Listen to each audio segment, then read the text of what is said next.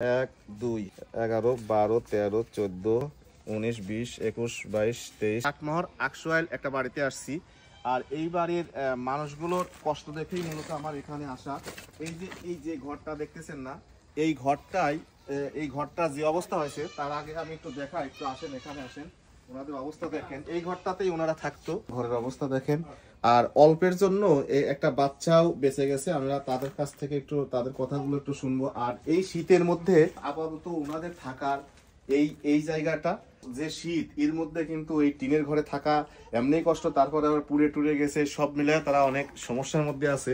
এটা হয়েছিল কিভাবে? এটা ওই টিভি দেখতে লাগছিল, টিভি আগুন ধরে গেছিল, বাসায় তো কেউ ছিল না।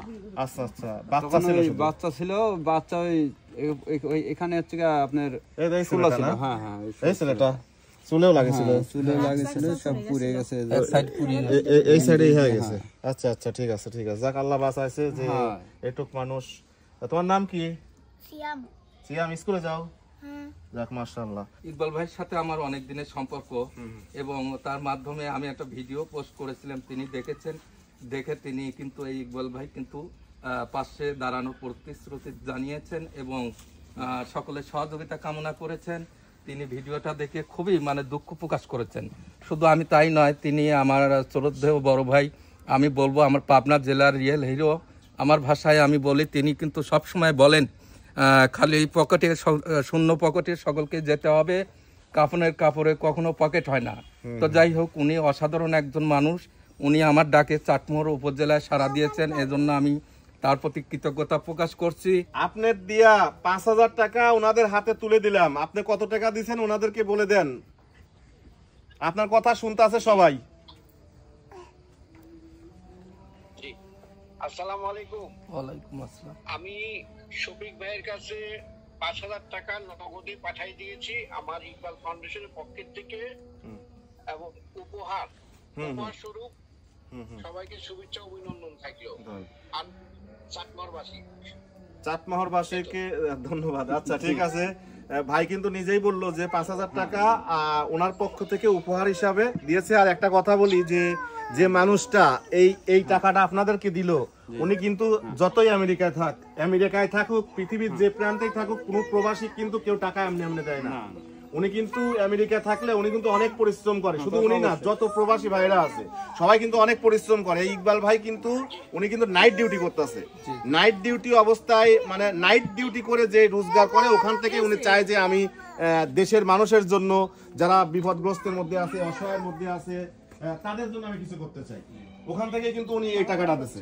তো ওনার জন্য দোয়া করবেন, সাথে আমার যত প্রবাসী ভাইরা আছে সবার জন্য দোয়া করবেন। আপনাদের জন্য দোয়া রইলো ইনশাআল্লাহ।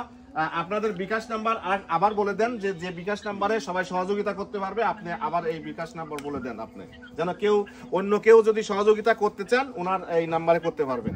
বলেন। 0188960778।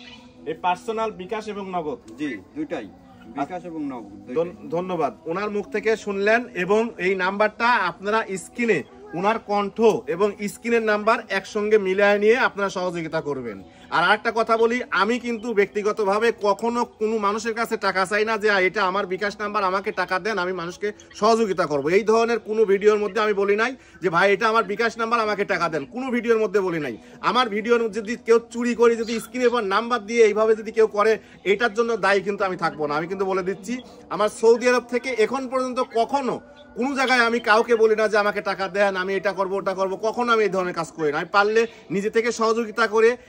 এবং আমার দুই একটা বন্ধু আছে, যেমন এই যে ইকবাল ভাই, এইরকম দুই একজন বন্ধু যদি আমার সাথে একসাথে সহযোগিতা করতে চায়, আমরা এভাবেই করি। কখনো কোনোভাবে আমি কিন্তু কারোর কাছ থেকে টাকা নেই না। যাই হোক, সবাই ভালো থাকবেন, সুস্থ থাকবেন। মাগরিবের আজান পড়তেছে, আমরা এখন নামাজে যাব। আর এই পরিবারের জন্য দোয়া করবেন। আপনারা যদি পারেন আপনাদের জায়গা থেকে যতটুকু সহযোগিতা করার দরকার করবেন, না হলে তাদেরকে সান্ত্বনা দিবেন বা তাদেরকে কি করা যায় উপদেশ দিবেন। আসসালামু আলাইকুম।